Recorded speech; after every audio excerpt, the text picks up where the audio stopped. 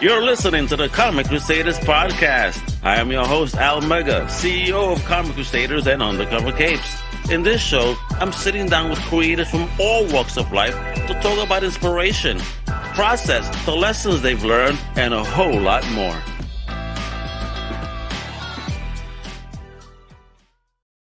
What up, everybody? It's your boy, Mega CEO of Comic Crusaders and Undercover Capes. Welcome to a brand new Comic Crusaders podcast. And today, we're talking to this modern legend right here. He is a Ringo Award winning, yes, just recently, homie just won an award, Matt Kent for Folklores, right? And he's coming out with this awesome book right now with our favorite devil, Hellboy himself, called Bone of Giants. And this story is amazing because, again, for me, this is like one of the craziest what if scenarios, yo. This is like Hellboy meets Norse mythology on some crazy scale. Who am I speaking about? The one and only, the future legend himself. Bring him to the ring, the one and only Matt Smurfs. What's poppin', kiddo? Hey, it's quite an intro. What's poppin', man? How are you doing, my brother? I'm good. I'm great. Yeah. Thank you for coming on, man. How you feeling coming off, an award-winning kind of month, man? You've been kicking ass out there for Folklore, so congratulations to you. How you feeling as a winner? Thanks. Yeah. Think about this as that post-red carpet. How you feeling, Matt? Yeah, it was really nice. I loved Matt's script of Folklores. I was really surprised to hear that it won the Ringo Award. Surprise! Yeah. Come on, man. You're a master of your craft. So why would you be surprised? I mean, especially when you're sitting with another master in Matt K himself. You know what I mean? Yeah, Matt's like when Matt and I first met. I don't want to jump ahead, but no, go ahead. Let's talk about this because again, I want to talk about this award before we get into your origin story because this was this is a great achievement.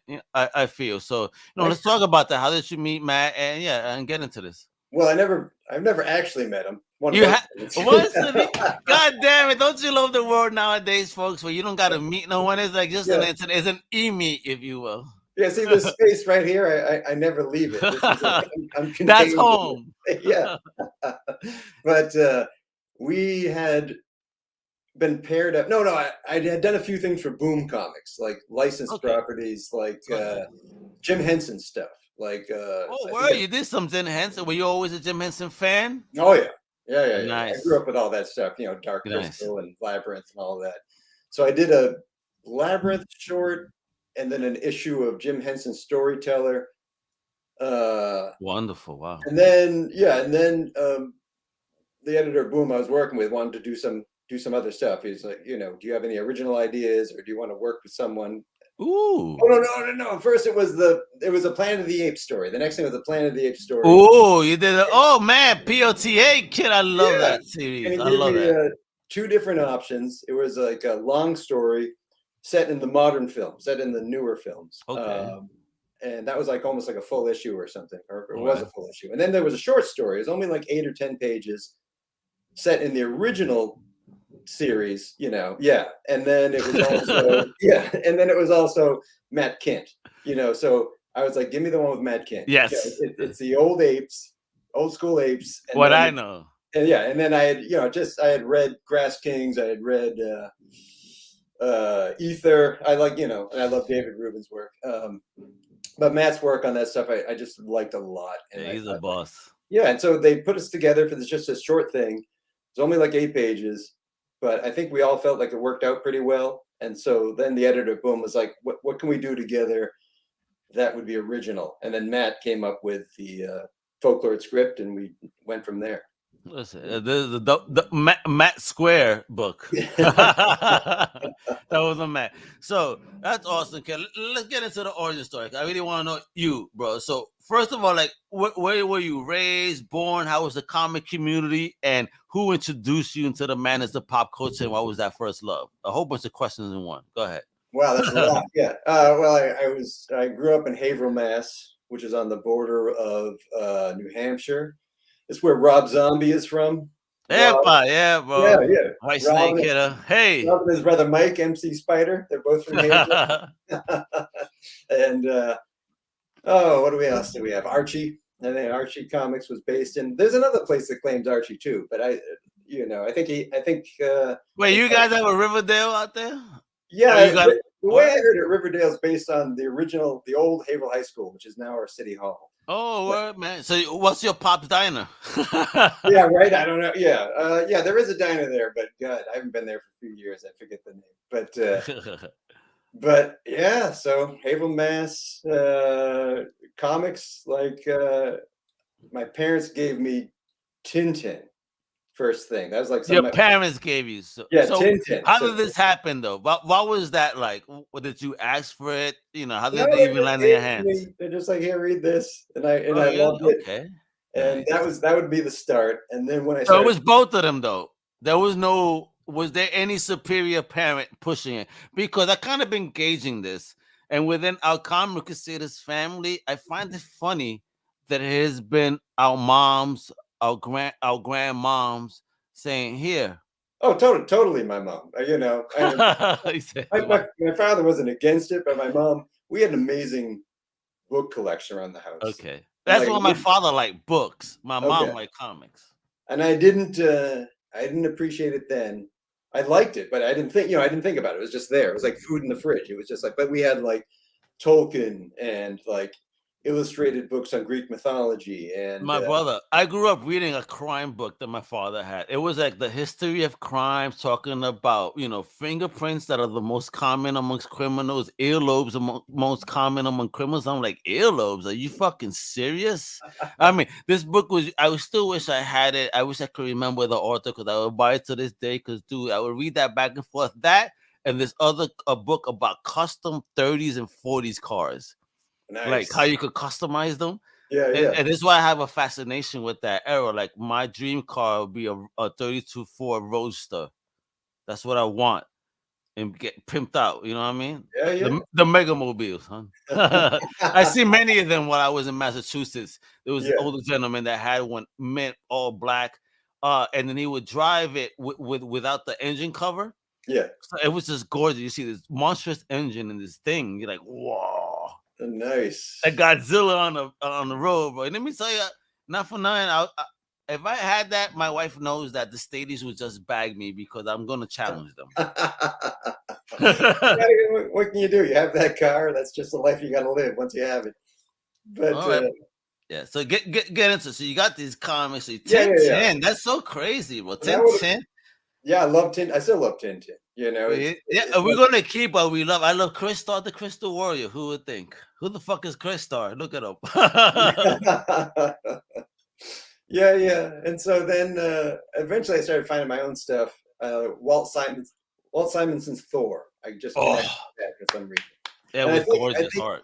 this is what led to like an appreciation of Norse mythology later. Because later I found a bunch of stuff, but I was trying to think of like what started it. What were the seeds for Norse mythology? Because I love like all mythology and folklore in general, but I really leaned heavy into the Norse stuff. And I feel like it was starting with those Thor comics, you know. Let me bug you out here. Would you believe that in junior high school, I actually had a mythology class, and Yeah, this teacher would come in and act out noises, like bring in motherfucking garbage pail lids and bang things out with thunder to represent Thor and all that. Dude, I can't remember the teacher's name. God bless him. I hope he's okay. And if not, rest in peace, because he was amazing. I mean, that like you made me love mythology because yeah. he would get into it. He was like the Stan Lee of our school, would act this shit out. I think you would have loved that. Did you not have that in your school? No, no. What? I mean, I They did taught have me. our high school art teacher, Okay. Mrs. Paradis, Susan Paradis. What? Yeah, Mrs. Barrett. I thought they said Mrs. Mrs. Paradis. Garrett. I was like, ooh, Yeah, kids. there's a few of us who came out of Haverhill High School. Well, like Okay. Rob Zombie had Mrs. Paradis. You know, she had like drawings of his that he left. No way. You went to the same class, kid. No wonder you're like, yeah, I got to go follow this homie footstep right here, bro. But you're Yeah, I killing mean, him more than him right now. I don't care. we didn't cross over. You know, he might have been in one of my sister's classes. I don't know, because I have Hey. 4 older sisters, and one of them might have been Rob's age. I don't know, but Okay. so she it wasn't mythology, but as far as like inspiring drawing and that kind of stuff, you know, she was. I think sometimes you can have teachers who, especially in like a really important time like that, like high school, where you're like taking in ideas and trying to figure out who you are. You could have a teacher who's really talented, and that's inspirational, but maybe they don't know how to reach kids or teach. Then you can have someone who can teach really well, but they don't really have any work. She was the combination of, like, her portfolio was crazy. Like she'd show us her work, and it was, you knew what she was talking about, was the real thing, because you saw her work. And then she just was, amazing person to learn from. And so, yeah, I wouldn't be doing any of this stuff without her. And I think a couple other guys who are working as creatives now would say the same thing. I think she really gave us the, I'll say this, I won't drag it out, but there was one time we were doing figure drawing in class. You put, you wouldn't have nudes in high school, but you put someone up on a chair and have them just sit there and keep a pose. And I was doing, drawings, and she came over and she looked at me and she said, "You could do this. You could Nice. do, and that, like, when you're 14 and you don't know what you're doing and you're all confused, having someone you respect say something like that, it gets in there, You want to laugh about it? All right. So when I was in high school, when I would write, like, again, I had to do reports and all that shit because I was in co-op, and so we got to write reports, kind of make up those classes where we're not that week that we're working, not in school, right? So I had to write reports to make it for classes. So I'm this type. I don't go around in circles. I need to get to the point. So my vice principal, which was also a dean and also my teacher, she had 3 roles, comes up to me one day. He says, "Alex, out of everybody in this class, I think you should be a journalist." I'm like, "Why?" She's like, "You just get to the point. There's no circles about you. Just do that. I think you should really do that. Just my opinion on life." I never followed her advice, but then all of a sudden, look where I'm at now.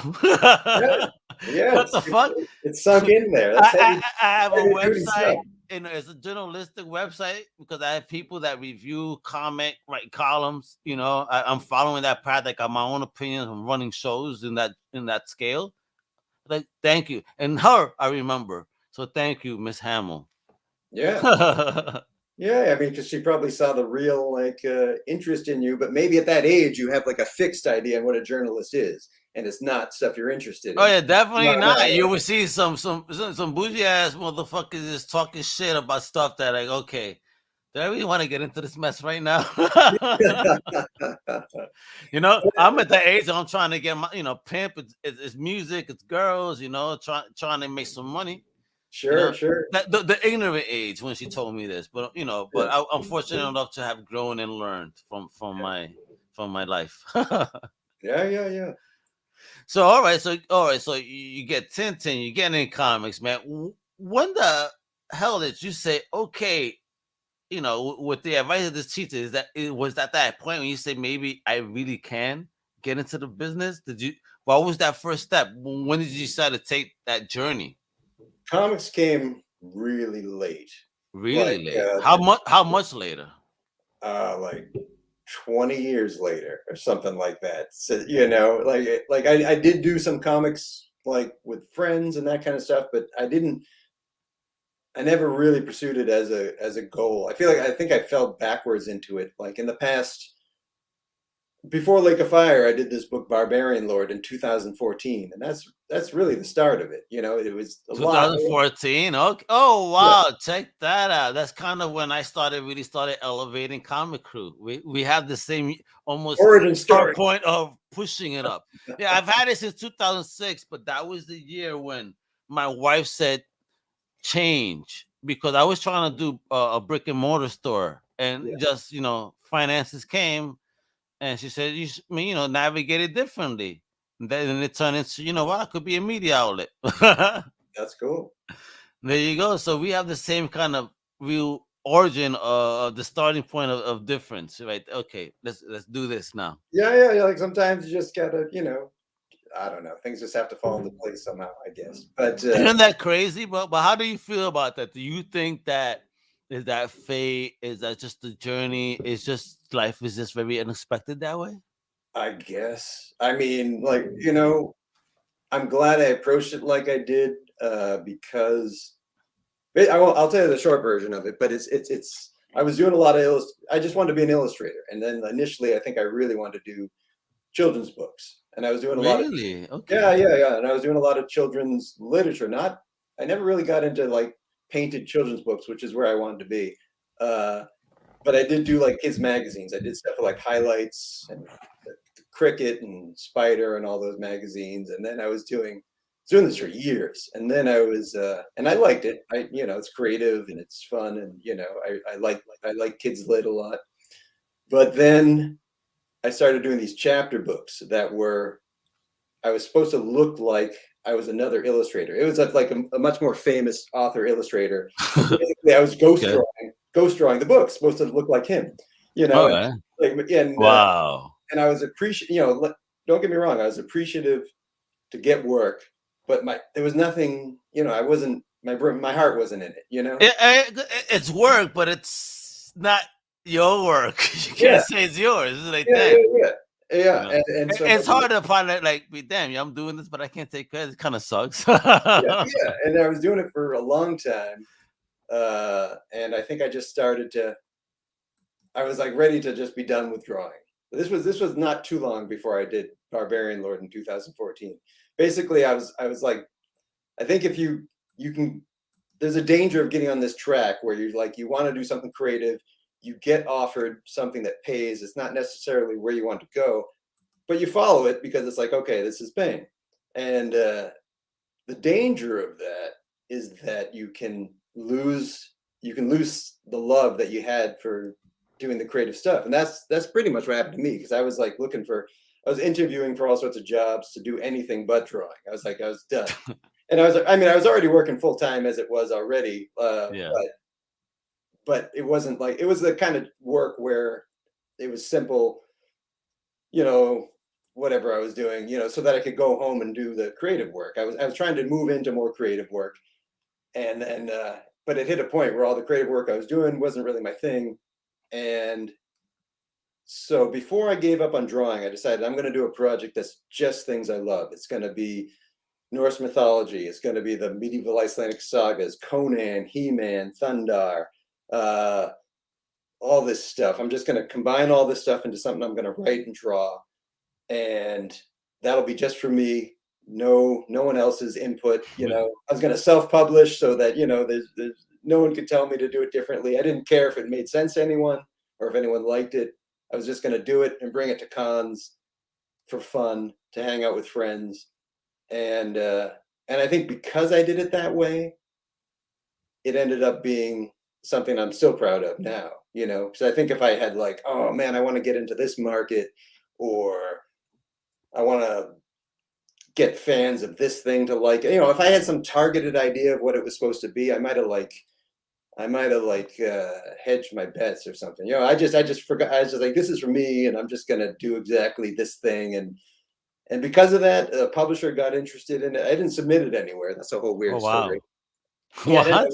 through a weird route, it ended up in a. I don't know if you want to hear this whole story, No, but do it, do it. I mean, listen. Everybody takes a different journey, so you never know who the hell else probably went through the same thing. Like, word, I went through the same thing. yeah, Talk about it. it was this weird thing where I did a self-published Nice. issue, Okay. and then I gave it to a friend who I worked with years before, and he was a book designer at Houghton Mifflin, which is a publisher here in Boston. But I didn't give it to him to like pass along. I gave it to him because he was into some of the same stuff. He was into barbarians and this kind of stuff. So I was like, here, I did this thing finally and self-published it. I sent it to a bunch of friends. And he said to me, oh, I'm going to pass this on. I'm at this publisher. I'm going to share it with, editors and stuff. And I just thought, yeah, I'll never hear about this. You say that sometimes, it's your Of friend is like, course. yeah, I'll pass it on, and he's a cool guy. And I don't mean to I sound know like, you love your friends sometimes, but like, you know what? I know you're my own, but sometimes you talk mad shit. You know what yeah, exactly. I Yeah, mean? exactly. So anyway, but he did pass it on. Epa, look at that. And then the funny thing though was that the editor who got it didn't like it. So Oh. the first thing I get, this is funny, I didn't submit it. I didn't know it had been submitted. I get this rejection letter in the mail. That's like, you know, she's like, this, looks pretty good. It's, you obviously are putting some time into it, but this kind of barbarians running around and stuff, this is not for me. Hey, what the hell are you talking about, right? Yeah, but then she was like, but there's this editor down the hall who's, he's into weird stuff. I'm going to pass it to him. We'll see what happens. Yeah. You know what? Though I would get offended. Wait, first off, into weird stuff. Damn, thank you, right? So this guy, the editor that she passes on to, does dig it. Nice. He calls me, and so is he a weirdo for liking it? No. I mean, he was just into like different stuff, I get you. No, I'm only kidding. I just love the concepts that people use. It's weird, and then we give it to this weirdo. That's the kind of feel that the journey goes. That's messed up, man. And then this guy. So the funny thing is too, I tried to talk him out of it because I got like, he's like, would you have any interest in doing it with us? And immediately I get nervous because now we're talking about, in my mind, we're talking about putting parameters on it. Like, okay, now it's got to be for an age range, or it's got to be it's got to fit a market. And so the first thing at that first conversation, I was like, look, I don't want to make it more violent or anything to like appeal to like older fans. I don't want to make it cute to appeal to younger fans. The way that it is the way that, I want to do it. And he said, yeah, all that stuff you're talking about is out there. It's out there. There's more, older age readers, sort of Conan stories. There's cute younger stuff. That's me. Stop. How dare they judge me? I'm a Conan reader. No, I love Conan, but he was just basically this different stuff is out there. What you're doing is, according to him, was something different. And he said, so let's, we won't change anything. We won't change anything. He was like, all I want you to do is to not publish anymore, self-publish it. Just let us do it all as one book. So just, stop putting it out yourself and bring it to cons. Okay, essentially, just put it in our hands. We got you. Yeah. So they just gave me like a year or whatever it was. How did that feel, though, as a creator? Having to let that go. How do you mean? Was that tough for you to? All I had to do was to stop self-publishing it. That's what I'm saying. But being used to self-publishing, how did that feel, though? Did you feel like it was going against your grain? Were you hesitant? Did you feel like, I don't know, like, again, because it's your baby, no? Well, I think, he put me at ease because it's like, we don't want to change anything else. We don't want you to, he's like, we're not going to suggest you write it any differently or draw it any differently.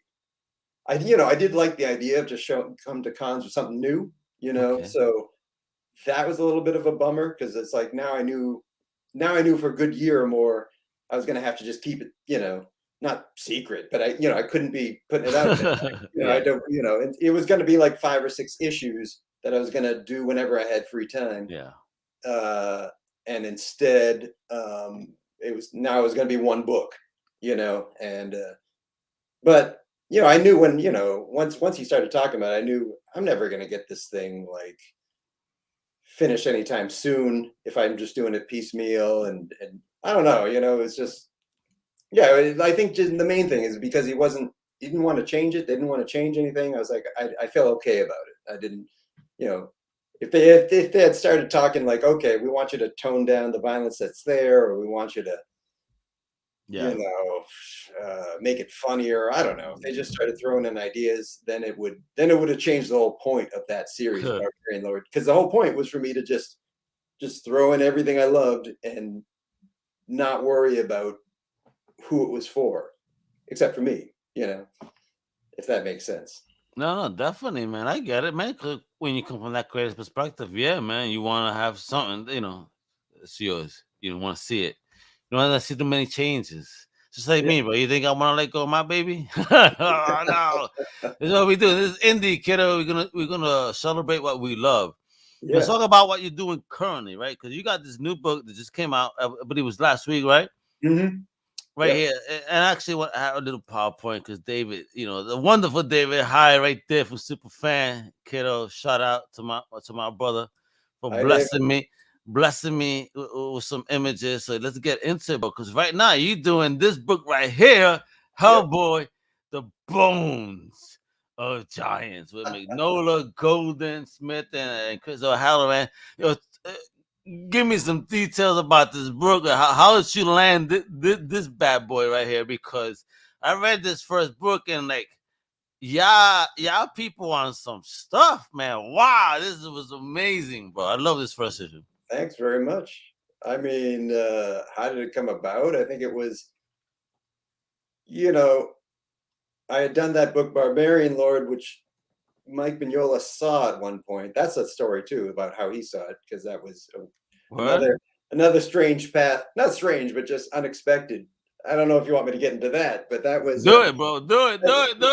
That Dan Barrington, Nocturnals and all. Yes, I know absolutely know Nocturnals. Yeah, I love his work. Dan's work is amazing. And Dan, here's the funny thing. So I think this was just before the Barbarian Lord book got published, but I had that first self-published issue out, and I used to post about it online. Somehow Dan saw that, and he contacted me by email. But around that time, I was getting a bunch of emails from like high school kids, being kind of like, how are you doing what you're doing, how do you go about comics and that kind of stuff. Okay. And Dan sent this email. I must have been sleepy or something. I didn't pick up on it. I knew his name because I have his books on my bookshelf, but just his tone was really sincere and interested, and I thought it was a high school kid, because he was like, hey, how are you going about Barbarian Lord, and what do you what made you do that or whatever, and how are you getting it done? Yeah. And so I didn't immediately read this as a guy that I've been a big fan of for years and years. So I wrote back to him like I wrote back to other kids who had questions. I was like, oh, because at the time I was working full time, and so I wanted to be like, try to be supportive of what they want to do, but also give some reality of like, yeah, I'm squeezing it in nights and weekends. It's, you got to try to make time for it when you can, and this kind of thing. And then so I sent this email off, and then after I sent it, I realized, oh my God, Dan Barrington. Why would I forget that name? And I realized I just sent this email like as if I was trying to help someone out get started in comics, where here's a guy that inspired me, and so I immediately right away I wrote to him. It's like, oh my God, Dan, sorry, I just somehow missed your name.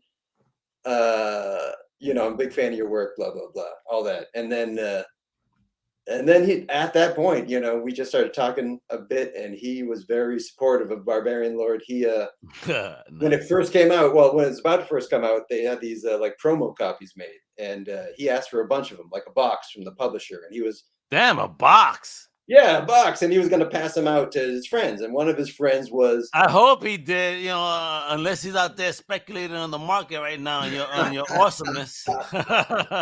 So one of his friends turns out to be, one of his friends is Walt Simonson, so he passes it to Walt. Oh wow! And I think because of the Norse mythology collection, Walt liked some of that. So Walt had apparently posted about it online, and so I found out from a friend of mine, this guy Craig Russo. I know Craig Russo. Get out! Holy shit! Nice. Yeah, so Craig and me are friends from a long time ago. We went to school together. We were sweet mates. Nice. And so one day he emails me. He said, "Hey, Walt Simonson's online posting about your book." I was like, "What?" And you were like, "What? For real? Damn! Like, you just told me before that's kind of your first love. Now all of a sudden, this legend, that of your first love. Oh my God! It was one of these moments where I was like, "Well, how is this happening?" But nice. But that's my understanding of how Mike would have first seen my work, and I would have somehow got on his radar. And I think my interest in Norse mythology, maybe he, he saw my interest in Norse mythology, so that when him and Chris Golden started talking about doing a comics adaptation of Bones of Giants, which was a novel first, then my name came up. That's my understanding of how it all happened. So then in like 2019, when I had when I met Mike in Boston for lunch, Long Night in Goloski Station had come out that previous October or something. I can't remember, but I really didn't have a sense of what he made of it. Yeah. And so I was a little nervous going into that lunch. I was like, oh, what's he going to say? I wanted to meet him because he's a huge inspiration, but I was a little nervous, or a lot nervous. And then he told me that he liked Gillespie Station, and then he brought up the whole Bones of Giants, and Nice. so I think that's how that all got kicked off. And then Chris O'Halloran, I worked with on Folklords. I mean, he made that book look amazing, and so ended up pulling. He ended up coming along doing Hellboy. So now we stayed together after. All right. So let's look at this beautiful art, folks. Look at this. Yeah, look he at did this. an amazing job. I love his colors on this. Oh yeah, absolutely. I mean, just the shading and all, just the coloring is wonderful, and just the premise of this whole story, it's kind of insane, folks. So I think that right there should tell you what we're talking about here. Yeah, yeah. So how was that? Taking care of some imagery like this, brother. I mean, what can I say? It's like here's the stuff I've loved my whole life. I mean, I've loved Hellboy for a long time too, but I've loved Norse mythology, a long time before that. So it's like here I am doing these two things that I love, in one book. It felt wild. It was like love drawing Hellboy, and then I'm drawing these scenes, which I don't even think are in this preview, but there's some scenes showing like Ragnarok from Norse mythology. I don't think we get the Ragnarok, but I think we see a piece of it right here. Yeah. With Thor, just like, what happened, yo? God damn, kid. You get to see a little scene of Thor when he's still like alive, And, you know what? I would tell you something here. There's very much a likeness here to the Ragnarok one, also. From IDW. I see that look here of him a little bit. Yeah. I mean, that's Simonson inspired. Yeah, that's another thing that's amazing is Walt Simonson doing, I think, some of his best work now doing Ragnarok. He's a beast with that book, dude. I mean, if y'all not sleeping on this that book, listen, maybe Marvel Store is not. They made him a joke now, Walt Simonson is keeping that realness on this other joint right there. It has its humor still, yes, but that's the Thor we want. I love it. Oh yeah, I like it. His Ragnarok, I think, is easily one of my favorite books. Absolutely. Times. Yeah. But you're gonna make this his favorite because shit happened in this motherfucker. Let me tell you, bro. Well, here's something that no one knows yet. Later on in the series, not in this issue, but later on, this will be like an Easter egg hunt for people. I put Walt and Wheezy in the book. They're in really? There. Yeah. It's a hidden scene. You're gonna have to look for it later. Oh shit, yo, you tease. Now people are gonna be eagle-eyeing this, man. Thank you for that one. But yeah, look at your style, bro. Love it, man. Fantastic, bro. I mean, who's your favorite to draw? Real talk. What out of the characters? Yeah, out of the characters. Who's your favorite one to draw? Oh, I thought it would be Hellboy going into it, and I guess it still is. But I was never like a massive Abe Sapien fan. I liked him, but it's not like. But I found out I really enjoyed drawing him. He was like my favorite. Yeah. That's the reason I asked, because just in the panel here, the way you drew his face, I could see that you took some time on that shit. Like, yo, I want to make him look cool under this. You know what I mean? I feel like we haven't seen those two together work. Because. Not too often. Yeah, early on, you get them together in the early books, and then Hellboy leaves the BPRD, and so that chance to draw them, this classic period of them like working together, sort of like, hassling each other. There's scenes where you see them sort of, annoying each other. That great dynamic that those two have. I mean, I was like, oh man, I get to draw this stuff. This is awesome, Yeah, man. I should have worn my belt buckle today. I got that belt buckle. Oh, you do? Yeah, I do. I got the BPRD belt buckle upstairs, man. That's awesome. Well, bro, this is fantastic. Can I ask how happy were you when they told you, what if Hellboy picked this thing up? Because that's what this is, bad boy is about. I mean, we see it right here. Homie has picked up the hammer. Holy shit. Yeah, I had a lot of those moments drawing Yeah, this let book. me let me ask you, but is this the Thor similar to Marvel? He who is worthy, or what the hell is going on here? Because literally, what the hell is going on here? Yeah, I'm not giving it away. You got to read it. No, no, but how did you feel about this when they told you, like, yo, Hellboy is gonna be able to pick up Thor's hammer? How excited were you about that? Did your mind blow up? Because I know mine's did. Yeah, yeah, of course. You know, I mean, I read the book, Bones of Giants book, back in 2001, so I knew the general story then. So when they told me that I'd be doing the comic adaptation, I was, yeah, I was over the moon. You know. Did did you picture it then as you picture it now, as you've been drawing? Well, yeah, it's interesting. Because it's like two of my favorite things. Norse mythology for a long time, and then Hellboy. When I saw that book come out, I was already a Hellboy fan when that book first came out. Nice. I was like, oh, here's two of my favorite things put together. So I bought it right away, and then over the years, I reread it like many, many times, and so I had pictured these things.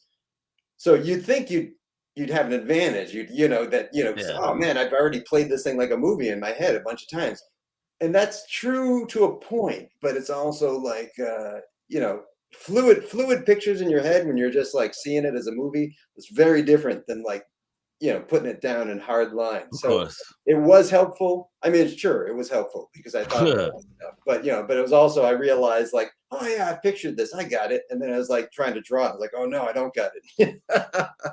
So it was, it wasn't like it wasn't like it was like super easy. I still had to fight to get to get it Yeah. to feel like I wanted it to feel. But yeah, there was stuff there from reading it, a whole bunch of times and picturing it for sure.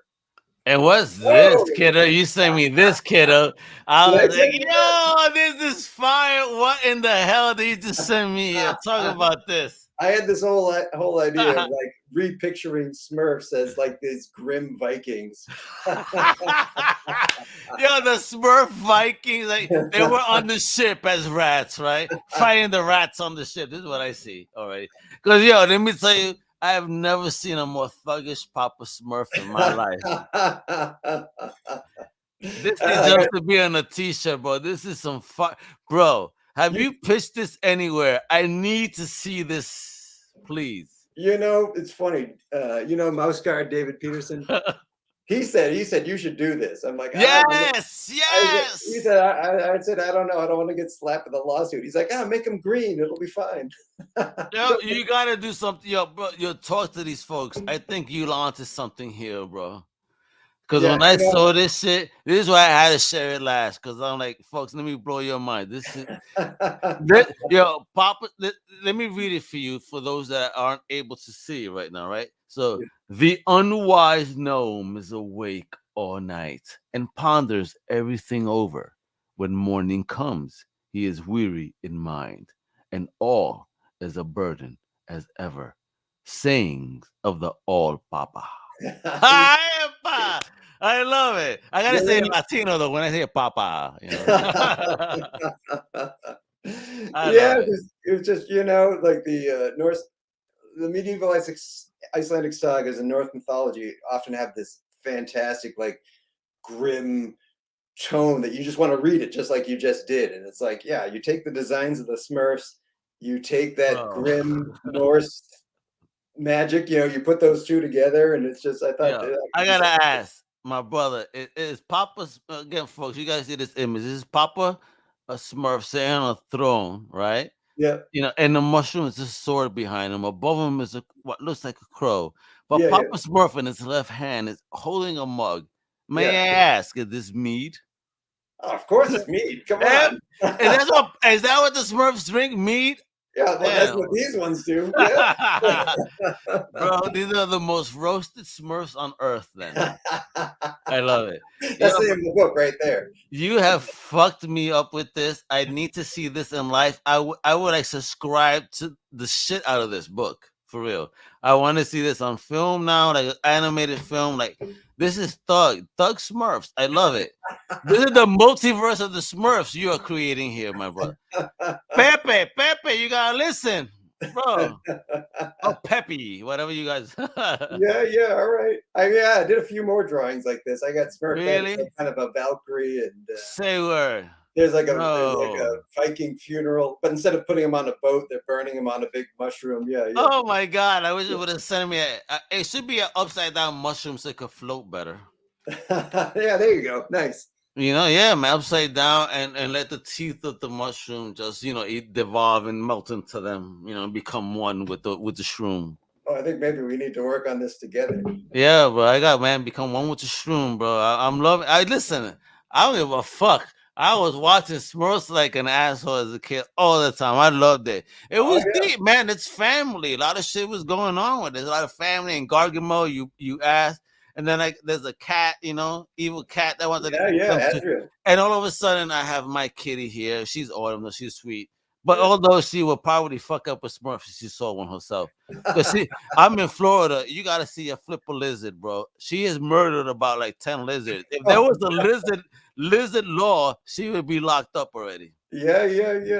For real. And as soon as she flips them, she tosses them. I stop doing it. She looks at me and goes, poof. And all of a sudden, they just flying in the air. And I see this poor lizard's face like, help me. It's very sad. I try to help them, but she's too fast for my old ass. Hey.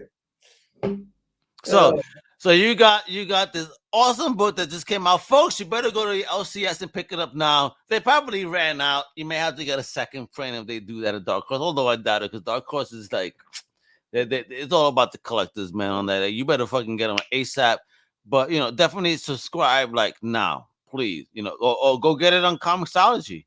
Get it on digital. So, what else we got going with you? Because you're doing this. What else we got going? Because you're awesome, kid. I love having you. You have great energy. You dig what I dig. So what else we got coming from you, bro? Other than the Bones of Giants, anything else that you could kind of tease us on? Oh man, I started on something this week that I can't talk about.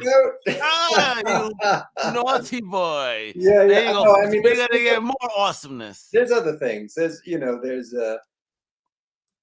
always a few projects that are in various stages, and but work is still coming, and we're gonna see a whole lot more of you at the end of the day, right? I've started another series that'll be coming out. But yeah. Okay, man. Okay. Is it a mini or something more long? It's 5 issues. I can tell that. Okay, great. So we get a nice 5-issue series from you. After this, something else. Yeah. Something nice. Again, you're only gonna pick some fire shit. But when are we gonna get to Smurfs? Let's just spend the rest of the time talking about the Smurfs. Gargamel.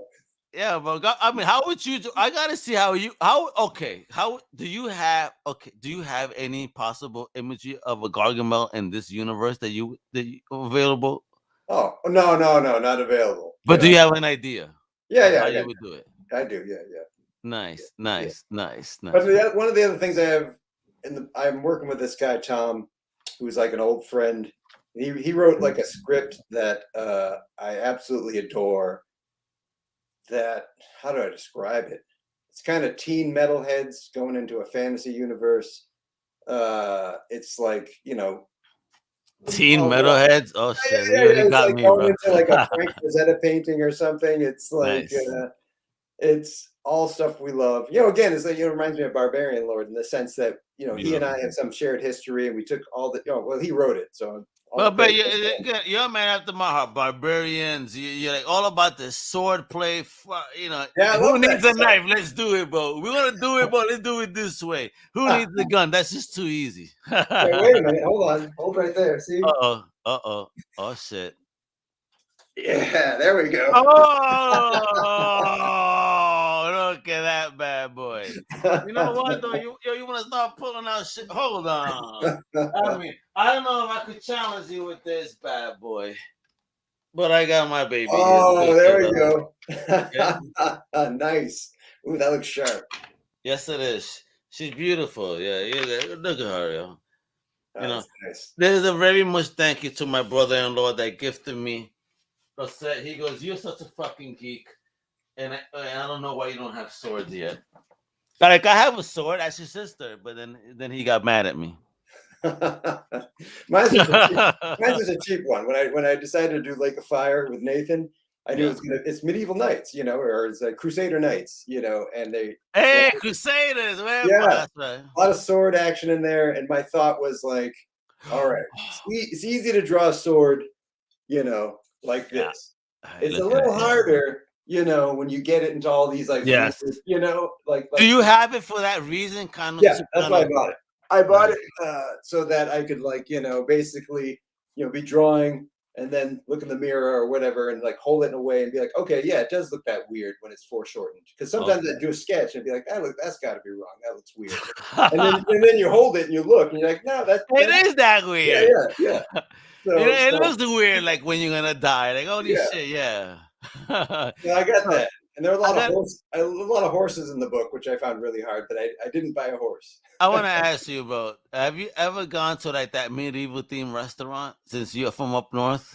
Because when I was in New York, my former brother-in-law had taken the family over to that medieval thing in Jersey. Yeah, I heard about it. We gotta eat with our hands, and there's a whole show going on. Yeah, bro. Let me tell you, I was upset, bro, because my hands were greasy as fuck, and like an asshole. I wore a white shirt, so don't. Yeah, I'm making the asshole. Like, white shirt. No, I shouldn't have. You just gotta get into the spirit and just wipe it all over yourself, and then you get insects and disease. And it's very medieval, But it turned into a story because after we left that place, apparently we started getting chased by some people in a car. Because my boy was driving like a old school like station wagon similar to that from Vacation. Yeah. With the wood fucking paneling. I swear to God, bro.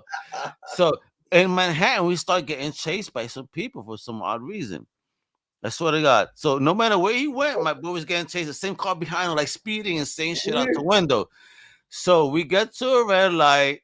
They start looking at us. We lower down the window. That's the problem. The light turned green, and my boy apparently stole one of the plates from the place. And these plates were made of metal. Yeah. Would you believe he threw this shit like a frisbee at the car and we just sped off in this Woody mobile? I mean, it was totally Vacation. I'm like, we were screaming in the car. The girls are insane. I'm dying of laughter. The girls are like, what's wrong with you guys? The cops. We're in New York. Come on, bro. We shouldn't be doing this shit. Throwing metal plates out of windows while we're being chased in the city after going to medieval nights. Now, if you want a Mad Max night, please hang out with Omega. That's what happens. There it is. Throwing the medieval manor plate like a Krull style. So I love it, bro. You have great energy, bro. We're gonna anticipate a lot of stuff from you. I can't wait. People got to get the first issue, which is already out. Do you know when the second issue is coming out? Oh God, I should know this kind of stuff, shouldn't I? Yeah, bro. Yeah, I'm testing you like a butthead. Early December sometime. How dare I do these things? You know what? I'm gonna make it easy for you folks. So right now, Bones of Giants #1 is out, right? Yeah. It came out now at shop.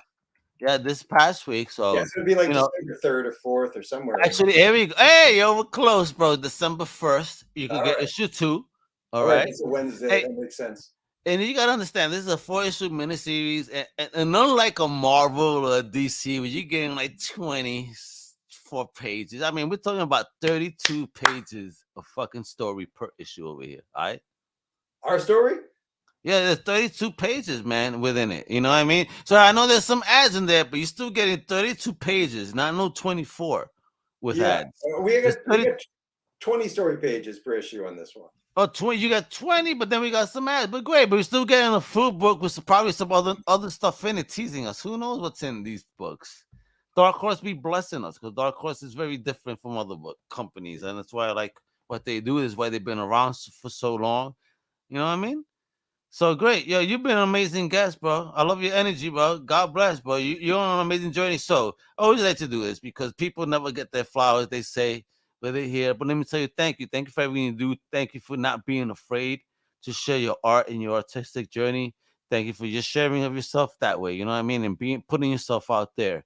Thank you for entertaining us. Thank you very much, brother. You are amazing, and God bless, bro. I appreciate it. Yeah, bro. So this is the last note. There's something I want you to do then in return for the community. Is there any advice you could give to any up and coming creators, when they're trying to step in? Anything that you've learned that you think is worthy of sharing? Just to do what interests you. I think that's. I mean, I can't speak for like a generic thing, but like the thing that revitalized my love in drawing, was to just not try to, it's not like draw Batman because Batman's popular. Find what interests you, and then if you do that, your love for it is gonna pour into it. It's gonna be obvious. You're gonna put in a ton of energy into it because you get excited about it. It's gonna become like a feedback loop. Like you're like, I want to work on this kind of stuff interests me. You start putting it down on paper, that gets you excited. You do more. It's like if you do what you love. I mean, it sounds so generic, but it really is. It's true. Yeah, it is. It's true, brother. When you do what you love, you give your best energy. And when you're hesitant about what you're doing, you're not really going to give it 100. So you know what? Both sides suffer. Not just you, but also whoever you're working for. Then you know what? It's not fair to either. Sure. At the end of the day. That's real talk, I think. You gotta really enjoy it, and that's real. Thank you for sharing that. So with that, folks, you see it at the bottom. Please go to matt-illustrations.com. Check out everything. Do you do commissions and all that stuff too, or what's popping? When it's not busy. Right now, this new series. So it's closed. All right. So yeah. I gotta put everything into this series. It's. I can't wait to talk about this script too. I can't yet, but it's. You know what though? When you're ready, please return. You tease me, so don't be like that. So when you're ready to share, say, Al, I'm ready. All right, yeah, okay. I'll bring you back and send me some images so you can talk what the next thing that people should be buying from the shops. All right? All right. Excellent. There you go, folks. Max.illustrations.com. Go follow him on Twitter, Barbarian Lord. And with that, my outro tells you everything you got to do with exception of two things. If you want some swag, you go to comiccrusaders.us. If you want to get some awesome comics, get on the pull list where you could even get, your subscription list to Matt's awesome comics, Bones of Giants, with the awesome team that he's working with. Go to comiccrusaders.shop. All right. So with that, I'm out, Mega, and I'm out. Much love, mi gente. Hasta la próxima. Thank you for listening to the Comic Crusaders podcast. If you like the content, please subscribe and turn on notifications. Also, please visit comiccrusaders.com and our extended podcast family over at undercovercapes.com. And also, make sure to download the Comic Crusaders app on the Google Play Store today.